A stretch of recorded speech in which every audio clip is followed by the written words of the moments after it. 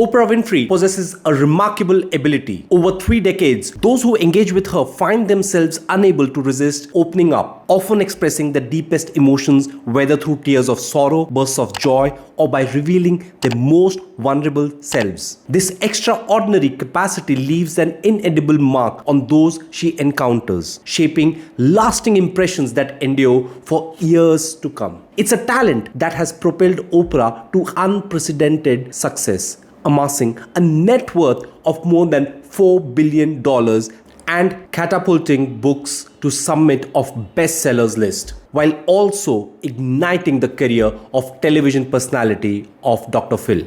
In this video, we delve into the phenomena of Oprah's unparalleled ability to connect with others, exploring the methods and motivations behind her prowess as a master connector. You'll discover strategies for fostering genuine connections that resonate deeply with people, potentially leaving a lasting impact long after the encounter has ended. One of Oprah's signature technique is her deliberate effort to break down barriers to connection, quite literally. Unlike many other television hosts, she's renowned for eschewing the conventional distance of studio desk.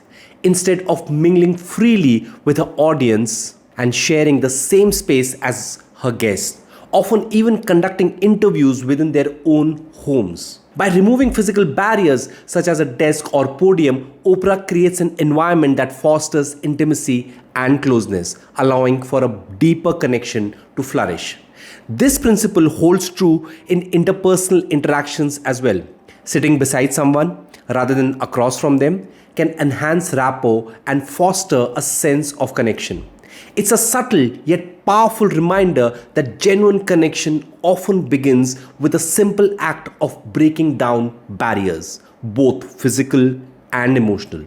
In Oprah's case, the lack of barriers enable both a sense of being emotionally connected as well as an opportunity to connect physically via touch.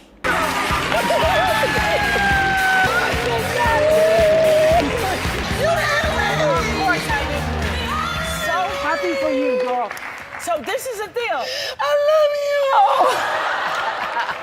you. You are so good. You are so, come on. With Oprah, you're going to see high fives, hand squeezes, walking arms in arms, hugs, but to really grasp how important touch is to her style of communication, you have to see it in context. Now, I can't show you all of this next clip because it's a 3-minute long, but take a look quickly at how many points of contact she has with a member from her audience. We're all celebrating our 40th. Your 9th baby, come here. Your 9th baby. Good God. And how big are you? How many months are you now? My husband is adorable. Your husband? No, really.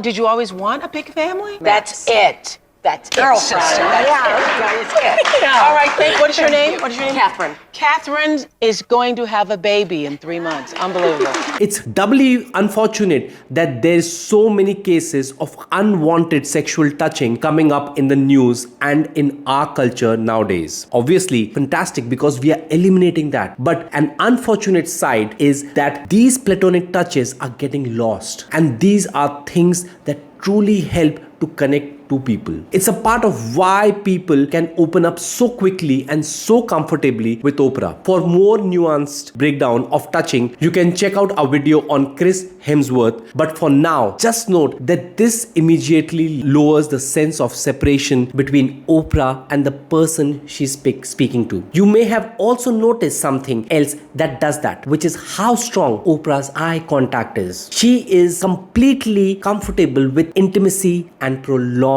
eye contact. Just look how present she is when listening to Steven Spielberg, showing him that she has her full attention. Number of times on Any the film. particular scene? I think the first time was when he gave his very, very long and important explanation of why he needed to get the 13th Amendment to abolish slavery. You could see Oprah squinting and furrowing her brow, which shows that the other person that she is actively listening to what they are saying. But these aren't necessarily charismatic tactics to just be used. This is the result of what happens when you're truly present in trying to understand someone and when you are on the flip side receiving someone's full attention. It feels absolutely incredible now to drive this point home and make the other person feel even better. Oprah will often listen and then summarize what the other person has said. Take this clip, for instance, where Rihanna's been talking about her relationship with her father and Chris Brown, and notice how she responds to Oprah's recap of what she just said. I had to forgive him because I cared about him still. And the minute I let go of that, like I started living again. You made peace with your father, Made peace with my father. and then you first. were able to make peace with Chris. Yes. Yeah.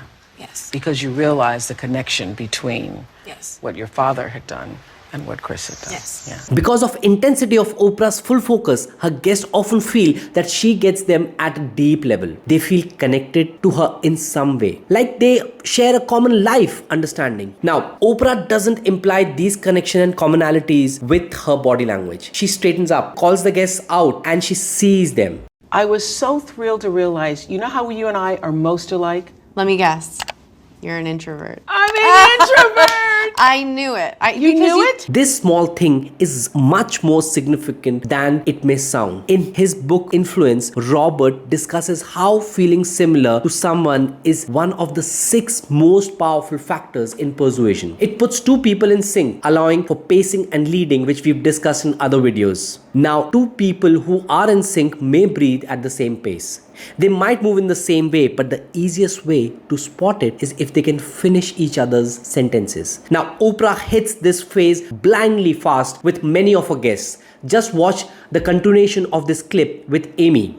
Yeah. I've been at parties where I have to get up and leave, Take a and I'm just break. in the bathroom. Recharge. Yeah. Recharge. I love the bathroom. Love it. Love to hide in the bathroom. Love to hide in the bathroom. She gets energy from people. She feeds off it. She feeds and off we it. get sucked dry. And I get sucked yeah, dry. you need Yeah. to be taken out of a party in a stretcher. Yes. Of all we've discussed up until now is very useful, but what makes Oprah truly exceptional at connecting is her philosophy that the most thing to uncover in an interaction is what moves people emotionally. She doesn't get famous discussing politics or by going goofy skits. She got famous by exploring what made her guests feel feelings. This is why you often hear or ask questions like these. What's the most difficult decision you've had to make to fulfill your destiny? How would you describe your childhood? How did you manage to pull the pieces of yourself together? You'll notice that these questions aren't small talk or banter. They have to do with hardship, with family, with things that we don't want to tell people about ourselves because we are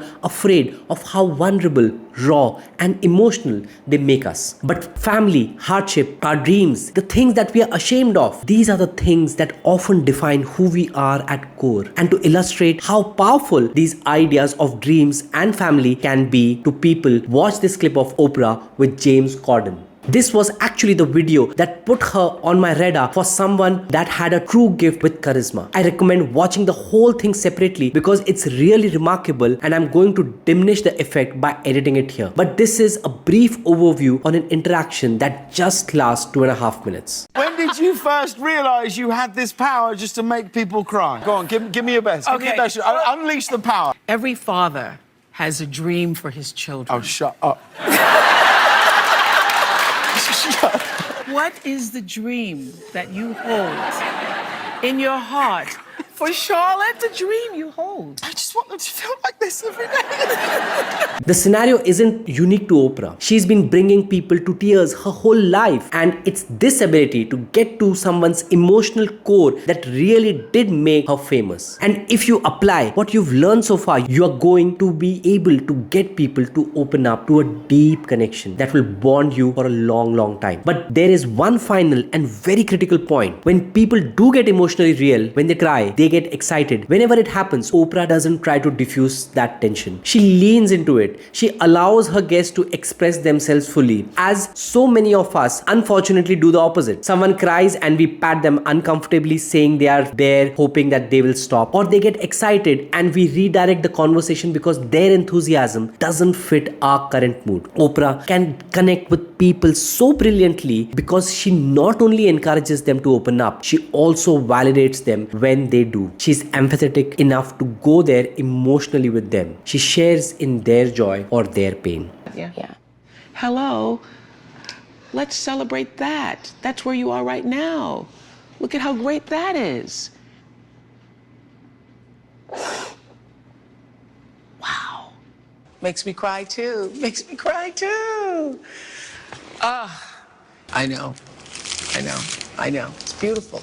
Why am I crying on Oprah? In short, people feel comfortable enough to be vulnerable and open up to Oprah because she will go there too. In fact, she went there first. Early in her talk show career, she revealed the sexual abuse that suffered as a 9-year-old. Not to mention a whole slew of other personal struggles that I wasn't even aware of someone who didn't watch her talk show as a kid. And it was her openness that paved the way for others to do the same when they came on her show. If you want to connect with someone deeply, to get them to open up past the surface level small talk and get them to really remember you, you have to be fascinated by what moves them emotionally. You have to focus primarily on what you share rather than how you differ. And you have to be willing to open up yourself so others feel safe doing the same with you. That's what made Oprah the biggest talk show star ever. It's what endeared her to millions of viewers and earned her billions of dollars. And if you follow the advice in this video, it can be your superpower too. Now, one of the themes of this video is value of being heard. It honestly can't be overstated. You see how deeply impacted Oprah's guests are by her attention.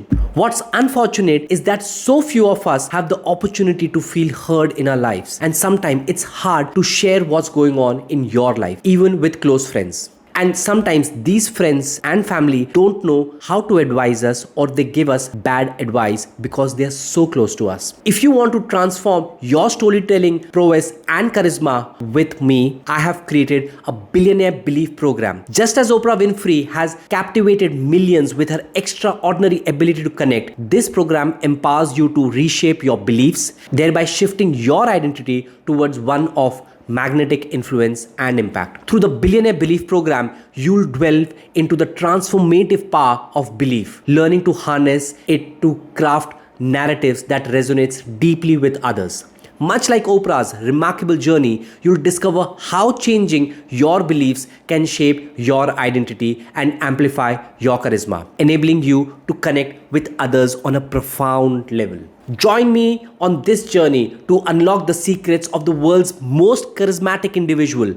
Embrace the mindset of abundance, success, and resilience shared by Oprah and other icons, and learn to wield it to leave a lasting impact wherever you go. Don't wait to unleash your full potential as a master storyteller and influencer. Fill up the application for the Billionaire Belief program and qualify, and step into a future where your charisma rivals that of the world's most celebrated personalities. If you like this video, please press a like button and subscribe to this channel if you have already not done yet. Thank you so much for watching.